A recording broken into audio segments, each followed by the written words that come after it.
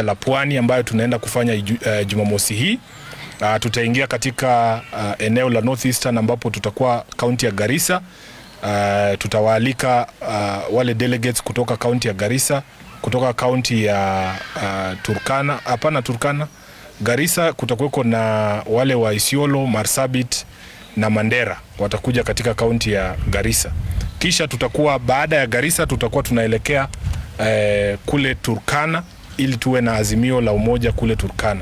Kwa hivyo nataka nichukue fursa hii kuwakaribisha wale delegates wote ambao watakuja katika jiji la Mombasa Jumamosi hii, ili nao tuweze kuwa na fursa na wao tusikize yale mambo ambayo wapwani wanataka kuona, haswa tunapoingia katika uchaguzi wa mwaka 2022. Mnakumbuka juzi tumekuwa na wenzetu wa Maa kutoka kaunti za Laikipia, kutoka kaunti za Narok, Kajiado na Samburu, ambao walimuidhinisha Mheshimiwa Raila Odinga kama kiongozi wao kwa ajili ya uchaguzi wa mwaka 2022. Sasa tungependa tuingie kule Pwani Jumamosi na wao wapate fursa ya kutuambia ni vipi wangependa kuona mambo yakiendelea tunapojiandaa katika uchaguzi huo. Jambo la pili, nataka pia nichukue fursa hii kutoa hongera ama pongezi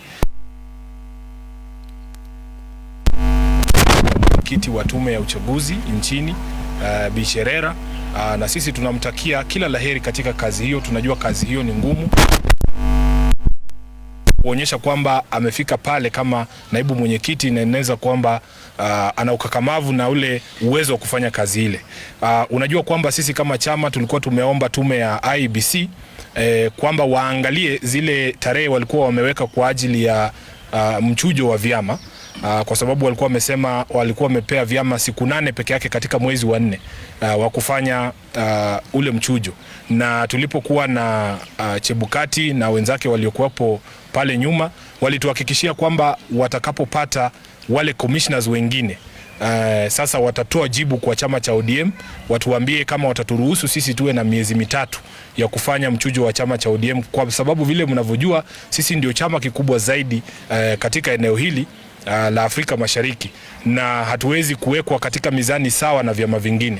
Sisi tuna mahitaji yetu ambayo ni speciali, ya kwamba tunahitaji muda wa kutosha ili tuweze kufanya mchujo ambao unaridhisha wafuasi wetu na hata taifa, kwa sababu sisi ni chama ambacho kinafadhiliwa kwa ukubwa na pesa za mlipa ushuru. Kwa hivyo tunatarajia sasa kwamba because we now have the full complement of the commission, we have all the commissioners on board. Chebukati had assured us when we paid the courtesy call that once the commission is fully constituted, he will put the request by ODM to expand the time in which ODM conducts its party primaries from the current 8 days to 3 months, so that we are able to conduct an exercise that will be not only free and fair, but will be seen to be free and fair.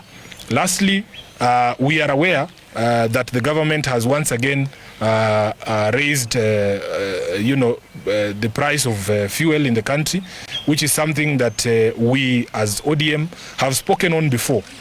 You remember about 3 months ago when the government proposed to increase the price of fuel, we released a statement and we requested the government to put that plan in abeyance.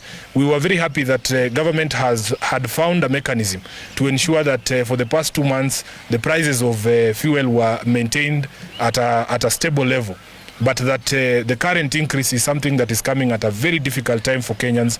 It is something that we as ODM will be having a conversation with our parliamentary group so that we relook at the taxation regime that is largely to blame for the high cost of fuel in this country. The truth of the matter is that the government needs to raise money for the various programs and for the various debt that it has taken to finance infrastructure projects. And this is what we have been warning Kenyans from a very long time ago, that in fact we need to have a regime of sustainable debt, that in fact when you cheer on these big projects, infrastructure projects that we warned were not going to be sustainable, then you are setting yourself up for this consequence. This is a consequence of us not being consultative enough when we were taking up very expensive foreign debt, including to finance the building of the SGR and so on and so forth. Everybody knows that right now, for every 100 shillings that is collected by KRA, about 70 shillings goes to repayment of debt. And this is how and why Kenyans are feeling pain at the pump. So we as ODM, because we are a very proactive party, we are not going to just talk in the markets and leave it at that. We are going to have a policy position that is sent to our parliamentary group, and we have already spoken to our whip and the leader of minority in the House, on the Bombadi. You will be seeing some movement in the House where decisions are made to relook at the taxation regime when it comes to fuel, so that we continue to cushion Kenyans, against the high cost of fuel. And even as that happens, we want to urge the government to essentially extend the cushion that had been extended to oil marketers for the past 2 months, so that while we deal with the question of legislation, the immediate pain is not felt by Kenyans. And we want to promise that in future, when we have an ODM government, we will be looking at more sustainable ways to develop this country, because the way we are going is not sustainable. We have taxed Kenyans to the bone, and it is something that we all feel needs to be addressed. So thank you very much. I will take questions from you. I'm happy to answer any questions that you have. Yes, my brother. Yes, it's regarding the matter on IBC. Kumekuwa na shinikizo kutoka baadhi ya wabunge kutoka chama cha ODM. Naam. Wakitaka mabadiliko kwenye tume huru ya uchaguzi IBC, haswa mwakilishi wa wanawake kutoka kaunti ya Homa Bay ambaye amekuwa kishinikizwa kwamba ni sharti Chebukati aondoke, manake alisimamia uchaguzi ambao ulifutiliwa mbali na mahakama ya juu. Msimamo wa chama ni upi? Kwanza kabisa, misimamo ya chama inatolewa hapa. Misimamo ya chama haitolewi katika mazishi ama katika hafla nyingine ambazo sio hafla rasmi za chama.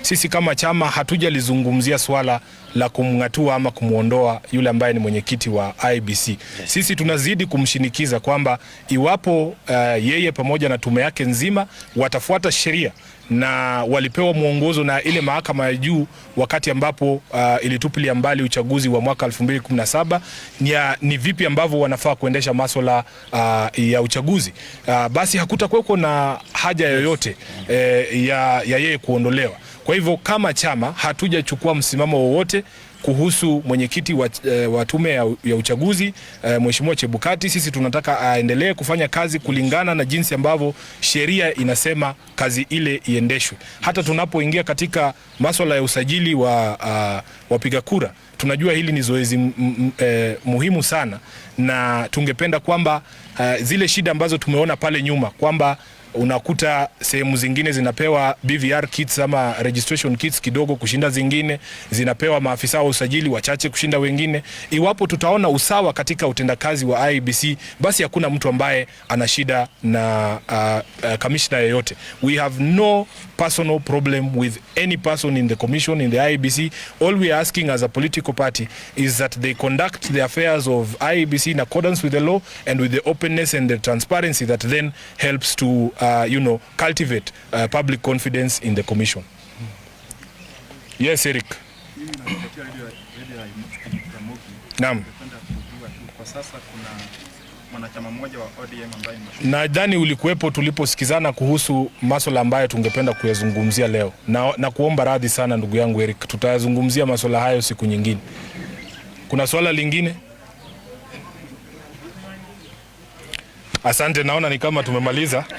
Na kama kawaida nawashukuru sana kwa kupata muda kuja kuzungumza na sisi. Thank you very much and God bless you. Yeah.